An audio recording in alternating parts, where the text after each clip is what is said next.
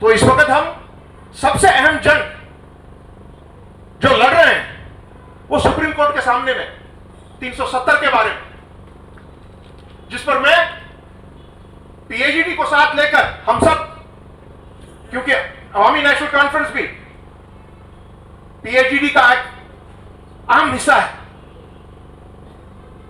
और मैं आपको इतना बता देना चाहता हूं, क्योंकि मैं सुप्रीम कोर्ट के सामने में बजाते खुद खड़ा हूं, हमारे वकीलों ने और हम सब ने बहुत ही खूबसूरती से दफा 370 के बारे में पूरा उसकी किताब माननीय सुप्रीम कोर्ट के चीफ जस्टिस और उनके 5 रुकनी बेंच उनके सामने दे दी। बहन युत पाठस दफा 73 सिफारिश जरूरत, किसी की सिफारिश का जरूरत नहीं है। वो बहुत ही जबरदस्त है, खुद में एक दफा है, क्योंकि वो आईन हिंद की बेसिक कॉन्स्टिट्यूशन का बेसिक फंडामेंटल का एक हिस्सा है। दफा 370 को आप नहीं तोड़ सकते हैं, जितना भी आप कोशिश करेंगे वो नहीं टूटेगा। और इसका फैसला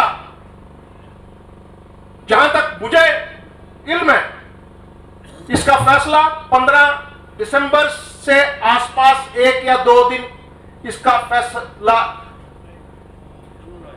ऑनरेबल सुप्रीम कोर्ट के तहत पूरे मुल्क में, पूरे वर्ल्ड में आपके सामने आ जाएगा। उसके लिए पीएजीडी को जितना काम करना था, हमको जितना काम करना था, हमने सबने मिलकर इकट्ठे किया। और मेरी गुजारिश रहेगी, मैं इस स्टेज से आप सबके सामने अपनी जमात की तरफ से मैं तमाम मेंबरान को एक ही बात कहूंगा पीएजीडी के, कि हमको जिस तरह से हमने सुप्रीम कोर्ट के सामने में एक यूनाइटेड अप्रोच लेकर उन्हें तजर गए सारी खड़ा अशकर एक तरह से था,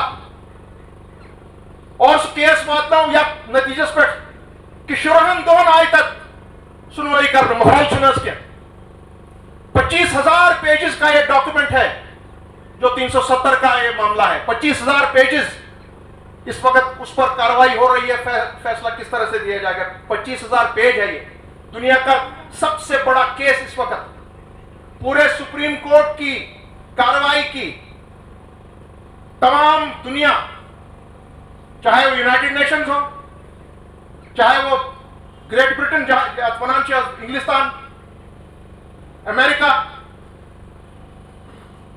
अपने ओआईसी कंट्रीज, चाइना, रशिया, जितने भी माहिर कवानीन हैं, जितने भी उनके इदारे हैं, 370 के केस पर वो नजर रखे हुए हैं।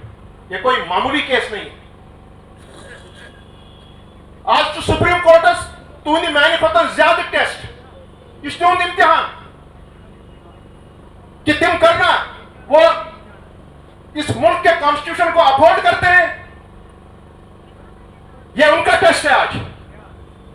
तिकाज मे 370 या जम्मू कश्मीर स्पेशल प्रोविजन, यह मुझे चाइना ने नहीं दिया है, पाकिस्तान ने नहीं दिया है, रूस ने नहीं दिया है, अमेरिका ने नहीं दिया है, यह हिंदुस्तान के आईन ने जम्मू कश्मीर को दिया है। हिंदुस्तान की पार्लियामेंट ने, हिंदुस्तान के फोरफादर्स ने, जिन्होंने मॉडर्न इंडिया को तश्कील दिया, यह उन्होंने दिया है जम्मू कश्मीर के लोगों को। यह हमारा हक है। और मैं आज यह यहां इस स्टेज से कह सकता हूं कि आज जम्मू का रीजन, जम्मू का खिता आज समझ गया कि 370 की इफादियत क्या थी। वो आज मेरा डोगरा भाई समझ गया कि 370 सिर्फ कश्मीरी के लिए नहीं था, यह उसकी सिर्फ जमानत नहीं थी, यह एक मुसलमान की जमानत नहीं थी, यह हिंदू की भी जमानत है, कश्मीरी पंडित की भी जमानत है, हमारे सिख भाई की भी जमानत है, गुजर की जमानत है, हमारे अपने पहाड़ी की जमानत है, हमारे लद्दाख के लोगों की जमानत है। वो आज समझ गए सो इसलिए आज हमारी पकड़ 370 पे बहुत ही मजबूत हो गई। पूरा जम्मू कश्मीर और लद्दाख समझ गया कि नहीं, वाकई में ये मेरा हक था, ये मुझसे छीना गया है, इसको वापस दोबारा बहाल कराना हमारा फर्ज है और हम उस काम में लगे हैं। जिस तरह से हम उस काम में पीएचडी के तमाम मेंबरान एक ही सफे में खड़े होकर हम इस चीज की दिफा में लगे हुए हैं। मैं उम्मीद रखता हूं कि जब भी आइंदा यहां पर कोई भी इलेक्शन आए सामने, चाहे वो म्युनिसिपैलिटी का आए, चाहे वो पंचायत का आए, चाहे वो पार्लियामेंट का आए, या फिर फाइनली आपको यहां की असेंबली के इलेक्शंस करवाने पड़ेंगे, मैं उम्मीद रखूंगा, क्योंकि आज हमारे बच्चे का मामला है, आपके बच्चे के बच्ची का मामला है, मेरे बच्चे और बच्ची के फ्यूचर का मामला है। एक हिंदू का, मुसलमान का, सिख का, ईसाई का, बौद्ध का, कश्मीरी पंडित का, लद्दाख का, करगिली का, उसकी नौकरी का इश्यू है, उसकी जमीन का मामला है, उसकी जायदाद का मामला है, उसकी सिक्योरिटी का मामला है, उसके तहफ्फुज़ का मामला है, जो तहफ्फुज़ 370 और 35 से देता था। यह हम सबका फर्ज है कि हम उस तहफ्फुज़ के लिए, अपनी बका के लिए, अपनी कौम की बका के लिए, अपनी इज्जत के लिए, जो हमारे कॉन्स्टिट्यूशन गारंटीज दिए गए थे हिंदुस्तान के आईन के तहत, उनके लिए जिस तरह से हमने पीएचडी बनाकर 370 और 35A का दिफा किया है, मैं उम्मीद करूंगा कि हम इलेक्शंस और इलेक्टोरल प्रोसेस को उसी तरह अंजाम दें, एक यूनिटी आपस में रखें, आपस में एक दूसरे पर कीचड़ नहीं उठा लें, क्योंकि आप सबके घर शीशे के बने हुए, एक दूसरे के घर मत तोड़िए अपने पत्थरों से। आप आज इस कौम के लिए एक जगह खड़े हो जाइए। कौन सी बड़ी बात है ये, एक सीट आपको नहीं मिलेगी या 2 सीट मुझे नहीं मिलेगी या 5 सीट किसी को नहीं मिलेगी, यह कौन सा मामला है? जब हमारे 1 लाख लोग अभी तक इस दुनिया से जा चुके हैं और अभी भी हालात नहीं सुधर रहे हैं, तो क्यों हम, जिस तरह से हमने ये ठान लिया कि हम 370 और 35A का दिफा करेंगे, हम क्यों नहीं जवाब, दंदानी शिकस्त जवाब उन ताकतों को देंगे जो कश्मीर के हिस्ट्री को मसक करना चाह रहे हैं, हमारे स्टेट के 2 टुकड़े कर दिए। क्या आपको यह पता नहीं है कि लद्दाख के साथ कश्मीर का रिश्ता 1500 साल पुराना है, एक हिस्ट्री है, उसका क्या? मैं गुजारिश करूंगा, हाँ आप मुझे यह भी पूछ सकते हैं, तब फिर आपने कार्रवाई की शुरुआत क्यों की? मैं हतल मकदूर कोशिश करूंगा, आखिरी दम तक कोशिश करूंगा कि हमारा इतिहाद कायम और दायम रहे।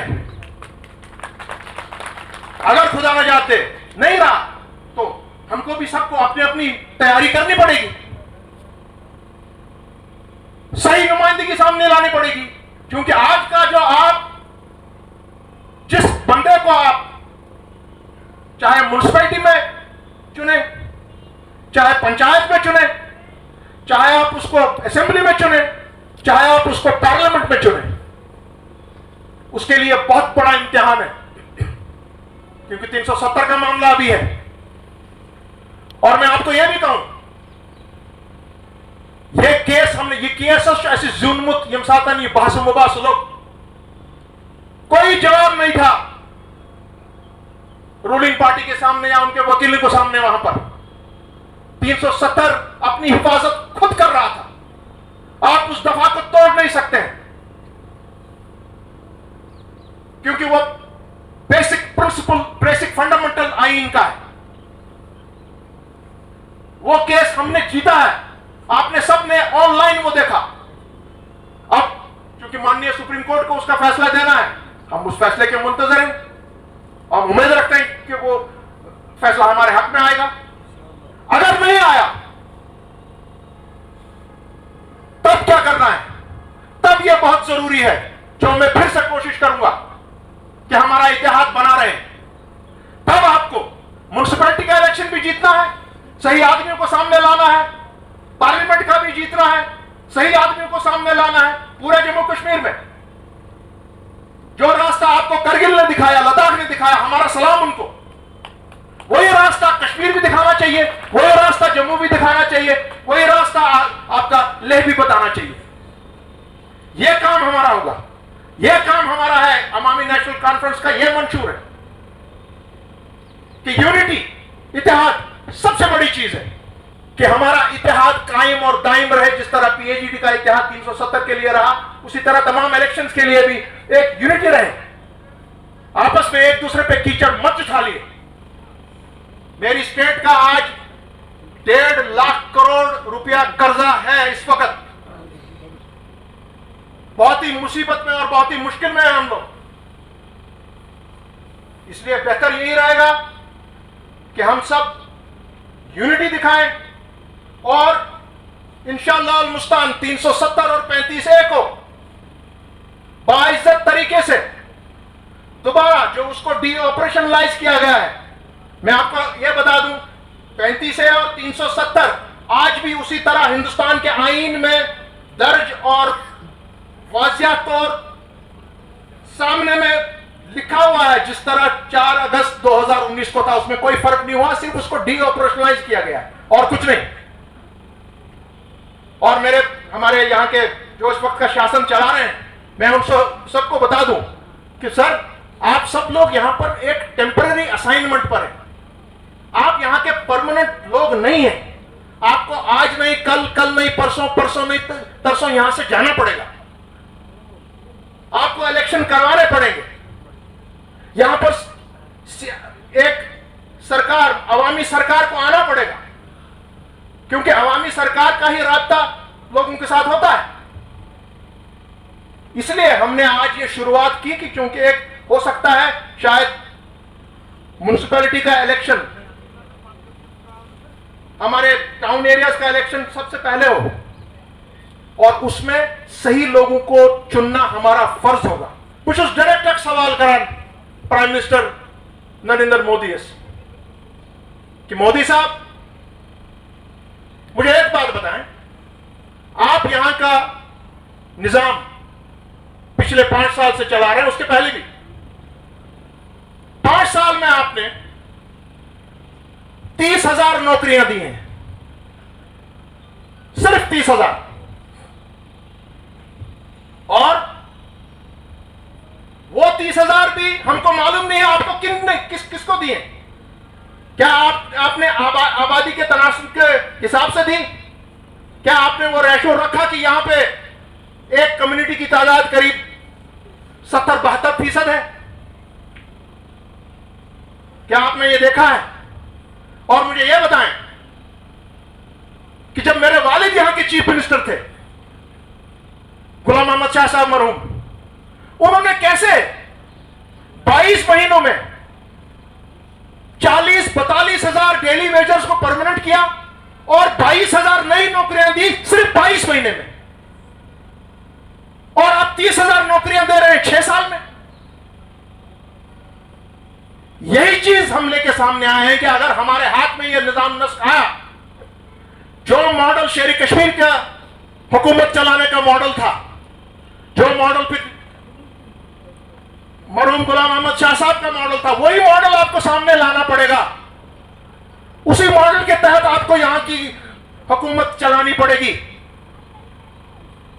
सो मैं ये आज इनको सवाल पूछता हूं कि 6 साल के बाद 30,000, और 30,000 में भी नहीं मुझे पता है कि मेरा हिस्सा क्या है उसमें और किनको दिया है। 35 लाख बेकार नौजवान बच्चे घूम रहे हैं दर बदर। यहां आपने अपने डेली वेजर ने आपने एसएसबी के बारे में बात की, फायर सर्विस के बारे में बात की, ओबीसी के बारे में बात हुई। इन सबको देखना है आप सबको, और उसके लिए फिर मैं कहूंगा सबसे पहली चीज हमारी है यूनिटी। और सबसे बड़ी कामयाबी इंशाअल्लाह वो मेरी जिंदगी का सबसे बड़ा दिन होगा कि मैं दिल्ली से आपको बोलूं, लो जी बिस्मिल्लाह, 370 का केस हमने जीत के लाया है, और वो 15 दिसंबर से पहले शायद वो ऐलान हो जाएगा। शुक्रिया बहुत।